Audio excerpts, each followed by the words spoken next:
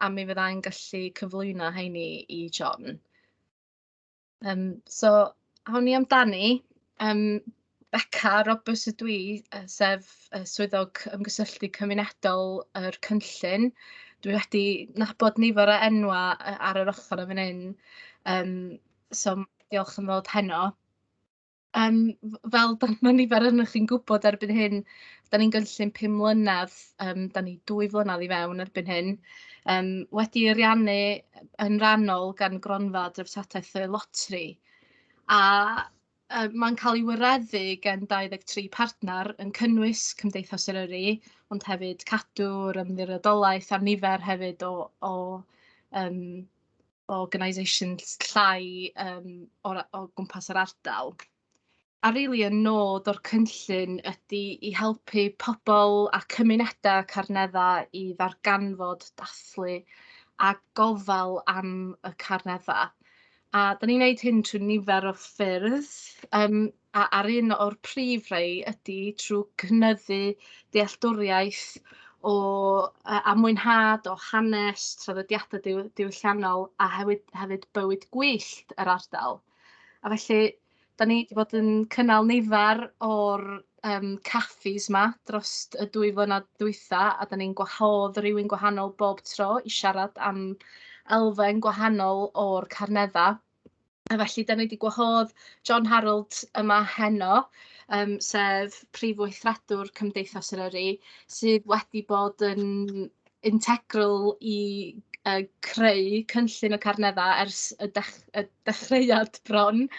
Na i pasio ymlaen i John a diolch yn fawr iawn. Right, diolch Beca, a noswaith dda pawb, diolch am dod allan heno i'r caffi yma. Teitl y sgwrs heno ydy Natur y Carneddau, ac mae'n teitl eitha gran. Dwi'n misio sort of bobl teimlo fel maen nhw'n cael sort of rhyw fath o twyllo yma.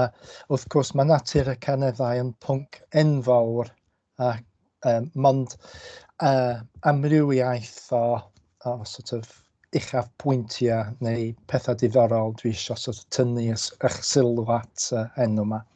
So, jyst i cadarnhau pwy ydw i, John Harold, gyfarwyddwr Cymdeithas Eryri, a mae Cymdeithas Eryri wrth gwrs yn elusen cadwraeth lleol. Trai at y Carneddau, a mae rhan fwy o bobl yn dechrau sort of trwy meddwl am y copeuon, y llwyfandir, os licwch chi, mynyddoedd uchel, a hwnna lle dwi bwriadu cychwyn heno yma. Sort of wneud y taith yn haws i chi cerdded o'r copa i lawr yn lle sort of gorau stryglo mynd i fyny bryn heno. Okay, so wrth gwrs, Carneddau yn yr ardal ucha, a sort of yr ardal tir mwyaf a rhan tir dros uchder o be sgynnon ni, ryw 800, tir dros 800-900 medr, so ardal lot mwy na glyderau ac yr Wyddfa. Ac os ti'n sbio ar map gwynt yma ar y chwith, mae'r glas dywyll yma yn dangos bod y Carneddau yn ardal gwyntog iawn, tebyg i copa Cairngorm yn yr Alban, enghraifft, a rhan ardal agorad i gwyntoedd gri, a mae hyn yn bwysig. Mae hyn yn wedi siapio ac yn siapio bywyd gwyllt a'r cynefinoedd yr ardal. So, cychwyn efo'r cynefin ucha Cymru, rhostir mynydd ar y copaon, neu Tundra, os liciwch chi. Hwnna'n gair, gair hyfryd, gair sy'n disgrifio Cynefin ar y copa yn dda iawn. Wrth gwrs mae Tundra yn Cynefin hynafol,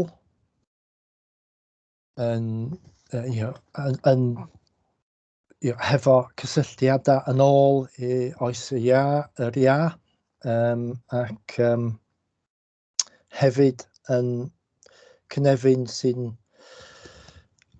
cysylltu ni yma yn Cymru i ardaloedd yr Arctic. So mae gair Tundra, enghraifft, yn dod o gair Sami, y bobl Lapland. A mae gair Tundra yn golygu tir heb coed, tir mynyddig heb coed.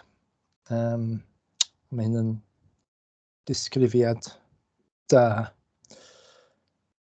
A mae'n Cynefin prin yn Cymru. Mae rhan fwy ohono yn y Carneddau, a mae'n lincio ni, mae'n cysylltu ni hefo ardaloedd yr Arctic a'r Alpau hefyd. So, mae Cynefin Tundra neu rhostir mynydd tebyg iawn i beth sydd ar copa'r Carneddau i weld yma yn Norwy, yn yr cylch Arctic, ger Tromsø, enghraifft. So beth ydy rhostir mynydd? Beth yw Tundra?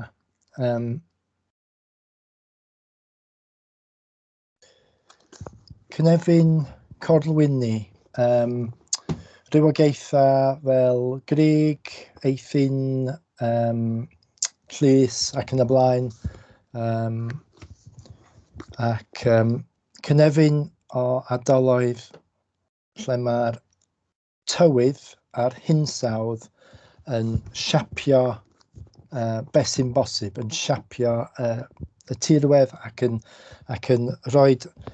creu amodau lle mae mond y rywogaethau, planhigion gryfach, mwy sort of gwydn yn gallu ffynnu a goroesi. Ac mae'n Cynefin hefyd sydd yn bodoli uwchben llinell goed naturiol.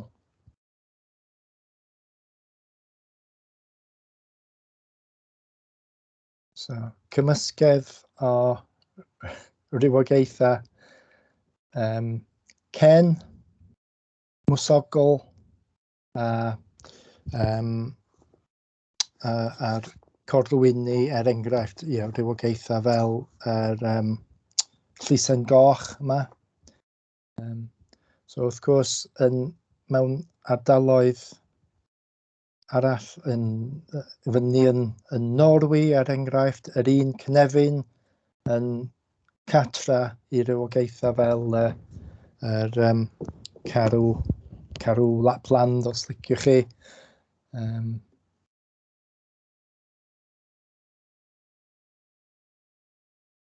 Ond yn y Carneddau, wrth gwrs, yn lle y carw yna, gynnon ni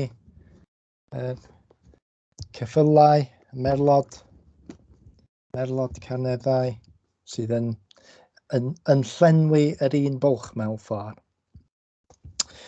Rywogaeth arall, yr Tundra, yw Hutan y Mynydd, deryn prin iawn sydd wedi nythu yn y Carneddau a i mi wybod ni'n lle arall yng Nghymru.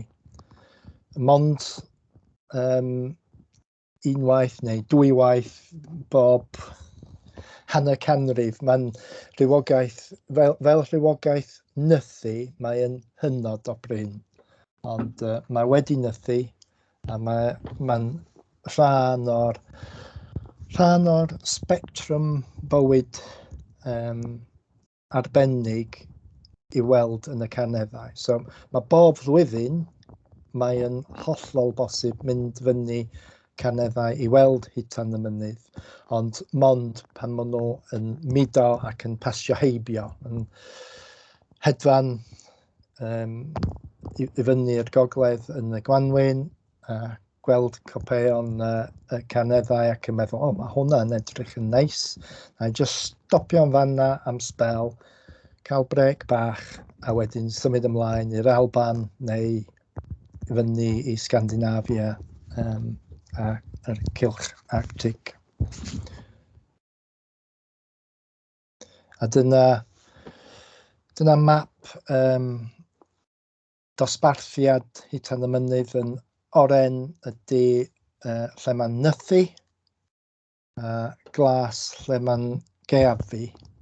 So, da ni right ar ffin lle mae'r deryn yma di nythu, ond right ar y coridor teithio, os liciwch chi, pan maen nhw'n mudo o'r dde i'r gogledd ac yn ôl. Rywogaeth arall, y Tundra, just enghraifft o rhywbeth bach dwi'n cyfarwydd efo fo, gwyfyn bach o'r enw Catoptriophycatelus, sydd eto yn rywogaeth arbennig i Cynefin Tundra. So, wedi cael ei adnabod yng Nghymru salwaith, ond eto mae cofnodion yn prin iawn. So, a wedyn dyna'r tystiolaeth. Mae wedi cael ei gweld yn y Carneddau hefyd. So, rywogaeth arbennig i'r iseldir, Carneddau ac Eryri. A dyna map dosbarthiad eto. Dyna lle mae'r gwyfyn bach ma'n cael ei weld yng Nghymru.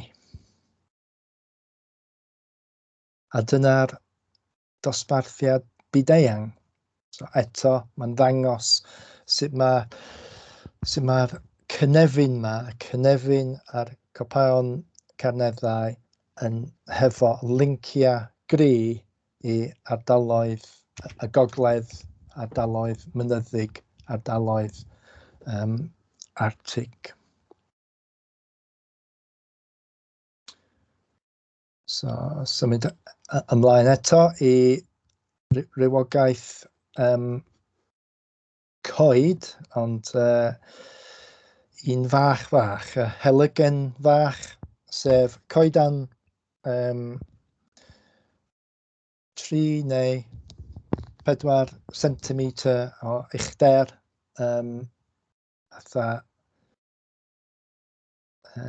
rhywbeth arbennig. Mae yn coedan, ond not as we know it, so chdi'n gallu deud, really.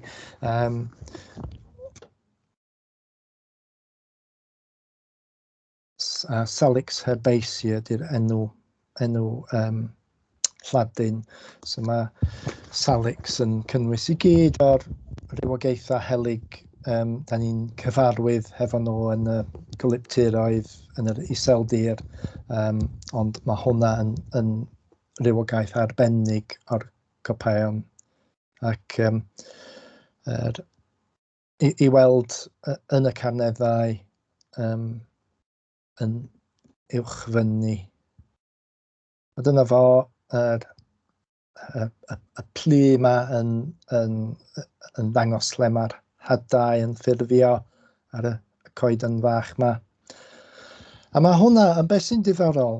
Un o'r pethau mwyaf diddorol efo'r coedan yma ydy mae'n, bod o mor fach, mor minuscule, swn i'n deud, mae'n byhafio, mae'n ymddwyn, mae efo cysylltiadau ecosystem union yr un fath a'r rywogaethau coed lawr lle da ni arfer mynd i coedwig a weld ffwng ac yn y blaen. So, hyd yn oed reit fyny ar y copaon, mae'r helygen yn sort of cropian trwy glaswellt yn tyfu yn fanna, a mae rywogaethau ffwng yn tyfu mewn cysylltiad hefo fo. Rywogaethau eitha cyffredin, fel y rhai yma, Phlyagarics a seps, a hefyd rywogaethau arbennig iawn, rywogaethau Arctic Alpaidd, fel Amanita nivalis ac Russell yma ar y dde. Mae'n bosib weld yr helygen yn tyfu o gwmpas y madarch na, os da chi'n sbio'n fannol. So mae'n Cynefin yn cysylltiad arbennig, prin, diddorol ac really annisgwyl mewn ffordd. Cos beth da ni'n gweld ydy ecosystem fatha coetir yn fach, lle mae'r ffwng yn lot fwy, yn lot uwch na'r coedan ei hun. Mae hyn yn eitha diddorol. Dwi'n credu bod yr Tundra a'r ecosystem yma efo'r helygen fach debyg iawn ydy'r Cynefin hun hynna yn Eryri. Sorry. Os da ni'n meddwl am yr oeso'r iâ, yr rhewlif yn dechrau diflannu, nath y Cynefin yma ffurfio syth ar ôl i'r iâ diflannu, a wedi bodoli ers hynny really heb lot o newid. Mae hyn yn golygu sawl, well, probably o leia 5-6 mil mlynedd oed fel Cynefin. Symud i ffwr o'r Tundra yma, o'r rostir mynydd, a dod i lawr y mynydd ychydig i'r Creigiau i weld beth sy'n byw yn fanna. Ac wrth gwrs, dyna lle mae'r ser y Creigiau mewn ffordd, y rywogaethau mwy adnabyddus mewn ffordd Eryri. Lili'r Wyddfa wrth gwrs, mond yn Eryri ym Mhrydain, da ni'n cael y rywogaeth yna, ond dim just ar yr Wyddfa wrth gwrs, mae'n bodoli ar y Glyderau ac yn y Carneddau hefyd. Rywogaethau arall o'r Creigiau, o'r chwith mae glidlys mwsoglaidd, y derig yn y canol, a'r tormain porffor ar y dde. Blodau hyfryd wrth gwrs, nath nhw diodda oes y Victorianaidd, y casglwyr, planhigion ac yn y blaen, ond maen nhw dal i weld yn y Carneddau.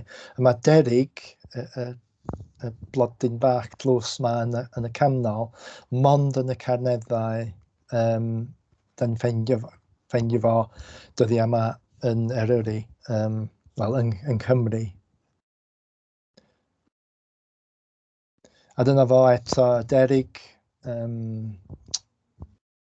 Dryas octopetala yn Lladin, ac yn cael ei polyneiddio gyn peillio gyn cacwn llys, sef rywogaeth mynyddoedd, rywogaeth rhostir. So mae'n rhywbeth neis. A mae hwnna, mae llun yma o Creigiau gleision.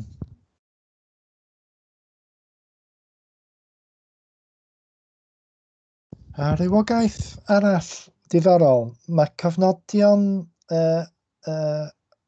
rhedynen gelyn yma yn y Carneddau, ond os dwi'n cofio'n iawn, tro diwetha wedi cael ei cofnodi yn y Carneddau oedd yn y 90au. So mae angen i rywun mynd allan i ffeindio hwnna yn y Carneddau eto. Rywogaeth prin, rywogaeth Creigiau, a mae llun yma yn diddorol, cos mae wedi cael ei tynnu yn y Carneddau, just about, ond mewn gardd, rhywun sydd yn tyfu planhigion alpaidd. So mae'n diddorol. Sgen i ddim llun o'r rhywogaeth yma rhedynen celyn Hollyfern yn tyfu yn natur, ond mae hwnna dal yn y Carneddau, jyst mewn gardd rhywun. So mae hwnna yn enghraifft diddorol. Mae rhedynen gelyn a'r derig, nathon ni weld jyst cyn hynny, mae'r dau rywogaeth yna yn ffocws, rhan o'r rhestr rywogaethau ffocws i prosiect diddorol ar ei ffordd yma, sef prosiect Natur am byth. So da ni'n edrych ymlaen i bod yn rhan o prosiect yna, ac gobeithio wneith hwnna ychwanegu gwerth at y gwaith da sydd yn digwydd o dan prosiect Carneddau. So mae prosiect Carneddau wrth gwrs yn gweithio ar lefel tirwedd, gwaith mawr. Mae prosiect Natur am byth, pan mae'n cychwyn, yn mynd i ffocysu yn fanwl ar rywogaethau arbennig a rywogaethau Arctic alpaidd yn enwedig. Okay. So, symud ymlaen i'r rhostir. Rhostir wrth gwrs eto yn rywogaeth, yn Cynefin Corlwynni, yn enwedig y grug, a'r eithin, y llys, Craig Lysen goch, rywogaethau fel hyn. Ac eto yn Cynefin pwysig, gyda ni gyfrifoldeb mawr dros cadwraeth rhostir yma yn Eryri. Gyda ni gryn dipyn o rhostir da, ac mae angen gofalu amdano. So, rywogaethau cyffredin i'r Cynefin yma, wrth gwrs pethau fel grug y mel, Erica cinerea yn Lladin, grug cyffredin neu grug ysgyb, sef Calluna vulgaris. Ac eto, yr llysen goch, Cowberry yn Saesneg. So mae Cynefin rhostir yn catra i rywogaethau diddorol, hyfryd.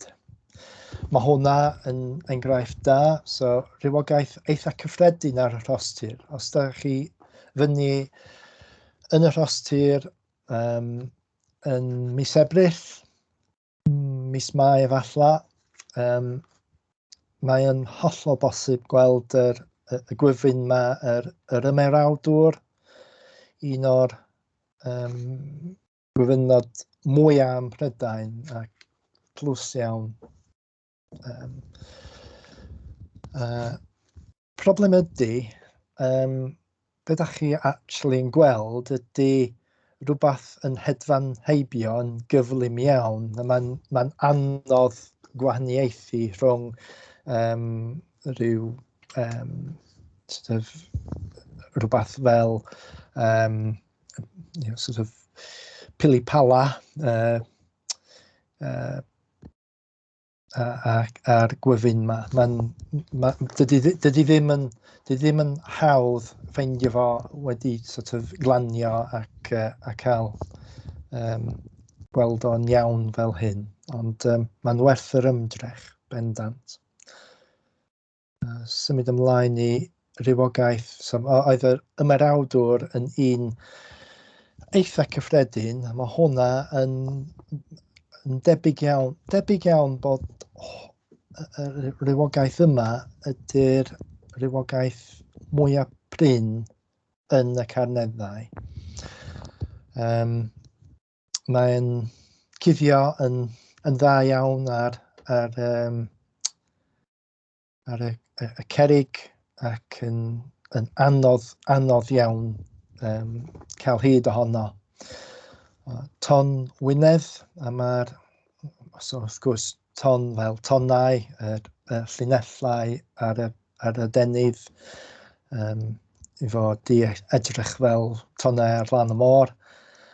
Wynedd, oherwydd dosbarthiad y rywogaeth yma, sef yn gogledd gorllewin Cymru, a mae'r map dosbarthiad yna, hwnna ydy'r dosbarthiad byd-eang. Nid lle arall yn y byd ni'n ffeindio'r rywogaeth yma. So, rhywbeth arbennig iawn. Ac mae cyfle bob flwyddyn i weld y rywogaeth yma yn canolfan cadwraeth Pensychnant. Mae Julian sy'n redeg Pensychnant yn sytio fyny gola gwyfyn i denu y rywogaeth yma. Mis Gorffennaf, dwi'n meddwl, bob flwyddyn anyway. So mae'n werth eto wneud yr ymdrech i fynd i weld hwn. Rhywbeth sbesial iawn i ni. So, symud i Cynefinoedd Wlyb, y Mewndiroedd, Cors Tir, lle mae plir gweinydd yn ffynnu.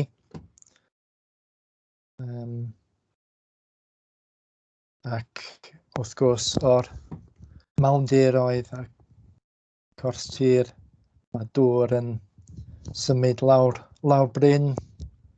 Mae hwnna'n afon Lloer, dwi'n meddwl. Ie, afon Lloer. Ac mae dŵr yn ffeindio ffordd, wrth gwrs. Mae casgliad o cynefinoedd lle mae lleithder sort of uchel yn arwain ni at sort of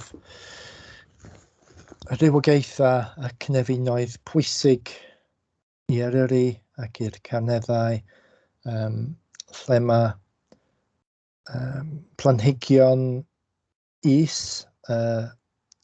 mwsog a'r llysiau afu yn ffynnu hefyd. So mae hwnna'n cwm caseg.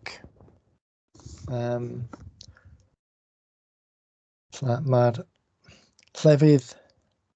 lleoliadau lle mae lleithder uchel yn ardaloedd pwysig iawn i sort of bioamrywiaeth ar lefel rhywogaethau fach. So, just chydig o enghreifftiau mwsogol a llysiau fi. Just bob un wahanol, pob un yn brydferth, bob un hefo stori ecolegol ei hun. Ac yma yn Eryri, ar ochrau y Carneddau, gynnon ni cannoedd o rywogaethau arbennig, y planhigion bach yma. Pethau bach, ond pethau pwysig.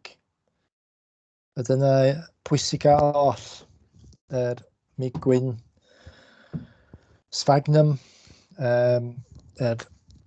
rywogaeth sogl sydd yn ffurfio mawn, ac wrth gwrs mae rhan fwy o bobl dechrau bod yn ymwybodol pa mor pwysig mae mawn a ran stori o carbon hir dymor, a rhan stori o dŵr ac atal problemau llifogydd trwy ymddwyn fel sbwng enfawr ar y mynydd i dal y dŵr ac lleihau y llif dŵr oddi o'r mynyddoedd i'r iseldir. So mae hwnna yn enghraifft da o rywogaeth pwysig ar lefel natur, ar lefel economi, ar lefel dyfodol planed ni, swn i'n dweud.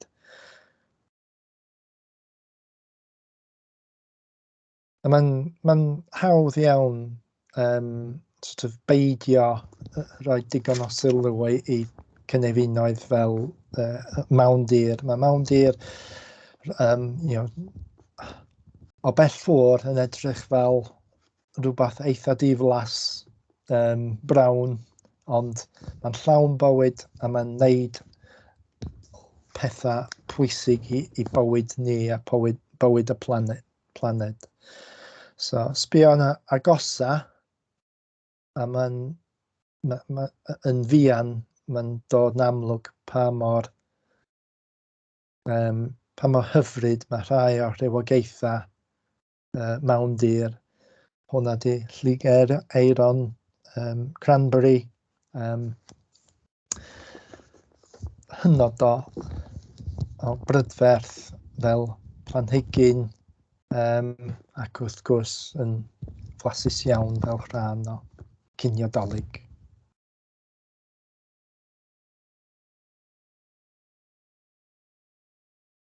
So dyna be mae'r Migwyn, Sphagnum yn neud, yn dal dŵr, yn hel dŵr, yn storio carbon, Cynefin pwysig iawn, a mae lot o waith yn mynd i mewn i adfer mawndiroedd fel rhan o prosiect Carneddau wrth gwrs.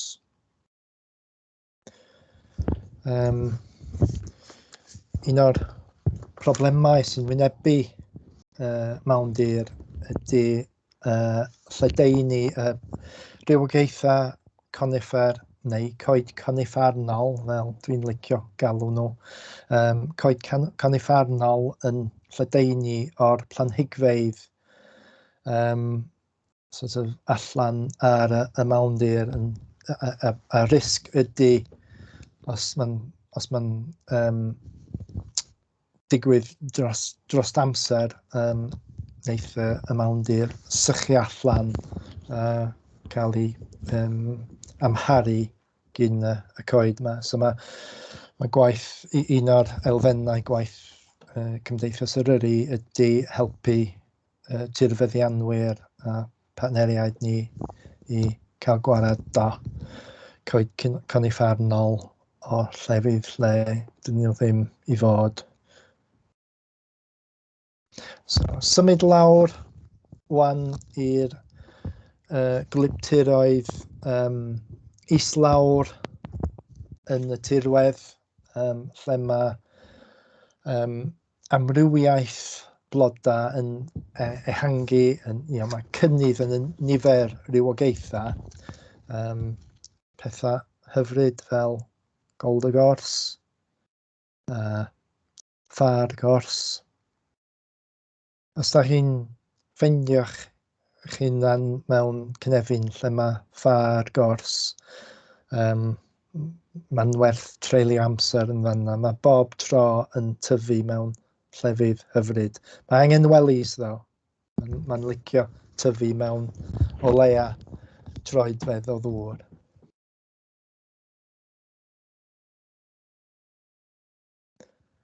So dyma ni wedi cyrraedd yr iseldir. Coetir wrth gwrs, mae bob botanegydd yn gwybod pan da chi'n mynd i mewn i coetir, sbio ar llawr, nid fyny yn y canopi. Beth sy'n digwydd ar llawr coetir yn deud stori hanes y coed, ac dyna lle mae'r natur a rywogaethau diddorol fel arfer. Eto, pethau fel ffwng,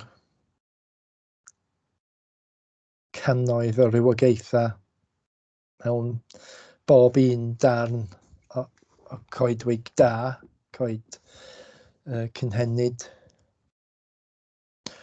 Ac un cnefin arall dwi eisiau tynnu sylw ato, mae hwnna Cinderella, Cynefin Cinderella Eryri. Mae enghreifftiau da o gwmpas y Carneddau, yn enwedig ochr Bethesda ac ochr gogleddol y Carneddau. Glaswelltir heb i wella, cynnyrch canrifoedd o waith ffarmio.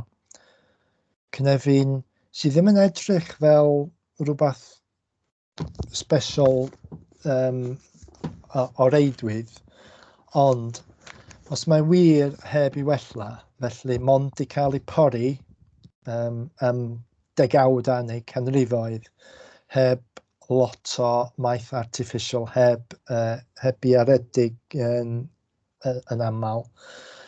Dyna lle mae un o'r cynefinoedd mwy arbennig ardal ni, sef y cynefin glaswelltir ffwng,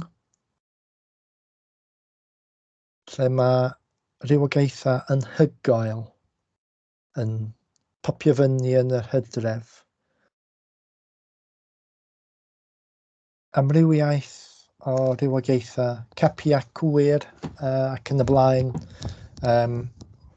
Cynefin arbennig iawn, ac rhywbeth i ddathlu, rhywbeth sydd angen eto ymdrech i weld. Mae angen mynd adeg gywir y flwyddyn i weld beth sydd fan'na. Mae angen sort of dysgu sut i adnabod ceia da, lle mae pori traddodiadol, lle mae ffarmio traddodiadol di siapio cynefin arbennig a yr holl cyfoeth rywogaethau arbennig yma yn ffynnu. Felly dyna ni, dwi'n meddwl, yn wedi rithro o'r copa y Carneddau, wedi cael cyfle i weld rywogaethau boed yn fawr fel y merlod, neu yn fach fel mwsogl a'r llysiafu, yn lliwgar fel capia cwyr, ffwng glaswelltir, neu yr Llugaeron yn y gors tir, yn y mewndir, pethau tlws, a pethau pwysig i dyfodol ni, fel y Migwyn, yr bogmos, y Sphagnum na. A dyma ni, dwi'n meddwl, amrywiaeth, a mond amrywiaeth, mond canran fach iawn o'r natur, just gipolwg i mewn i natur y Carneddau. Gobeithio bod hwnna di creu rhyw fath o awydd am gweld mwy. A na i just roed y credit ar gyfer y lluniau, mae'n pwysig wneud. A dyma ni. Diolch. Gwych. O, diolch, John. Hollol fascinating. Nawn ni reid cwpl o funudau i pobl cael llechu cwestiynau i mewn i'r chat, ond mae gennym fi gwestiwn, bob bynnag. Be di'r peth mwyaf exciting wyt ti wedi ffeindio ar y Carneddau? O, mae'n cwestiwn da. Dwi'n meddwl y profiad gorau dwi wedi cael oedd un tro mis Ebrill fyny yn y Carneddau, Canel Llywelyn, dwi'n meddwl, weles i haid o Hutan y Mynydd yn wneud be maen nhw'n wneud. Maen nhw'n hyfryd, maen nhw'n adar anhygoel, maen nhw'n eitha dewr, dyn nhw ddim yn dewr neu dwp, dyn nhw ddim yn hedfan i ffwrdd. So, yn llythrenol, o'n i'n sefyll yng nghanol haid Hutan y Mynydd. Oedd yn rhedeg o gwmpas traed fi. A wedyn, nath nhw symud i ffwrdd ar diwedd. A nes i cario ymlaen fyny'r mynydd. Yna darn bach o eira, dal yna, a weles i bras yr eira, sef snow bunting, deryn bach eto yn sort of, just dod i lawr a trafod o'n mudo i'r gogledd yn y Gwanwyn. Ac adeg yna flwyddyn, just yn edrych fel pel eira. Just peth bach hyfryd, deryn bach wyn, just ar ochr dan eira. So, oedd hwnna just, o'n i'n teimlo union fatha, swn i'n gallu bod yn cylch Arctic, swn i'n gallu bod yn Scandinavia. O'n i'n meddwl, oce, dyna wir teimlad y Carneddau fel, y copaon y Carneddau fel rhan o'r sort of amgylchedd mynyddig o'r hemisffer gogledd. Really, really hyfryd, yeah. Wych.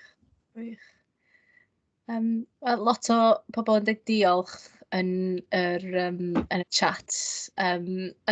Dwi efo cwestiwn arall hefyd. Mae penwythnos yma yn mynd i fod yn un hyfryd o be wela i ar y tywydd. Be ddylswn ni ddisgwyl ella i weld ar y Carneddau penwythnos yma? OK, so mae'n diddorol, cos wrth gwrs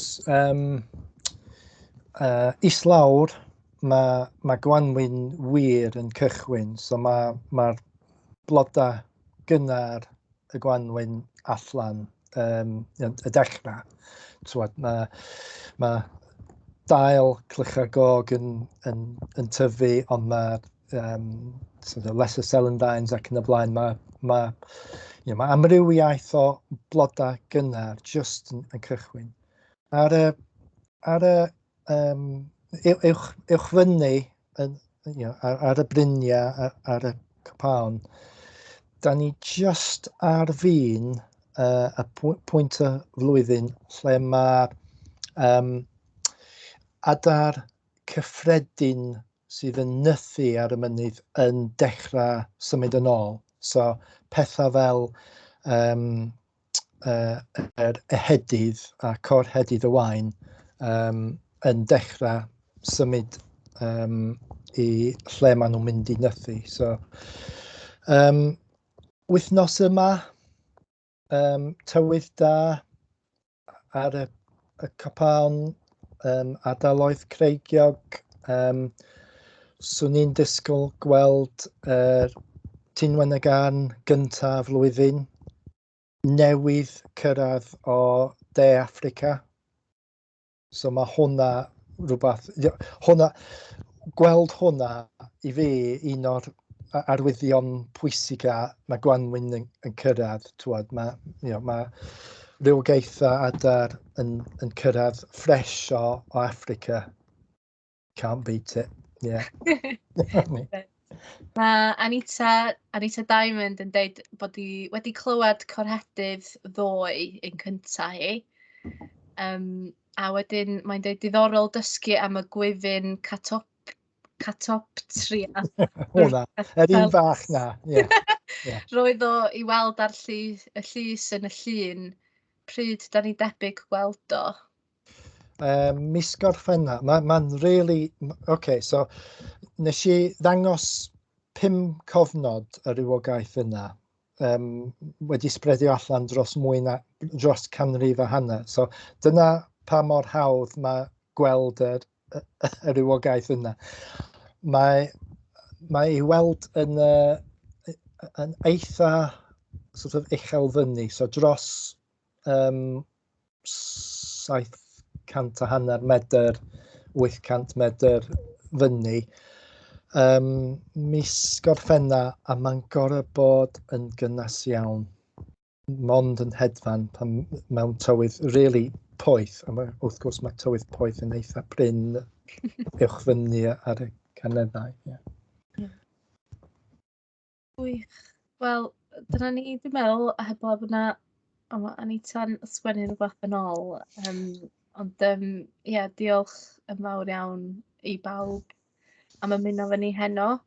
Mae yna dicedi ar ôl i drafodaeth yma nos fory yn y Saesneg, os oes gen unrhyw un cyfeillion sydd isio ymuno efo ni nos fory.